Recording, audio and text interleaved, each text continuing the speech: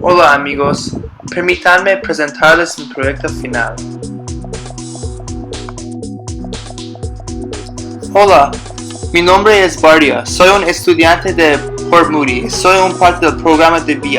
Yo tengo 17 años. Mi familia y yo somos iraníes. ¿Por qué decidiste estudiar español? En el 9º grado yo había querido estudiar francés. Sin embargo, aprendiendo francés fue muy difícil para mí. Y en el 10º grado yo decidí estudiar español en lugar de francés. Además, en mi opinión, el idioma de español es más hermoso que el francés.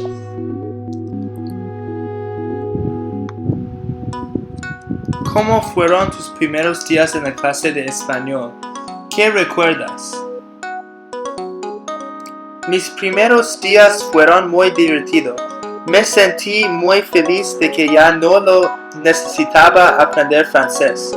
Yo recuerdo que la clase de español fue más fácil que la clase de francés. ¿Cómo te sentiste al principio de comenzar el programa de BI en el primer semestre? ¿Por qué? Al principio me sentí un poco estresado porque yo escuché que BI es muy difícil. Además, solo había tomado español durante 2 años, porque yo había tomado francés en el 9º grado. Hay 10 características en el perfil de comunidad de aprendizaje para el BI. ¿Cómo te ha ayudado la clase de español BI a desarrollar estas características? Español me ha ayudado a ser reflexivos y tener una mentalidad abierta sobre problemas y eventos que están ocurriendo en países hispanohablantes. ¿Qué te emocionó o te gustó más en este programa? ¿Por qué? Mi deseo de saber más de 3 idiomas me inspiró porque quiero poder hablar con la mejor cantidad de personas posible.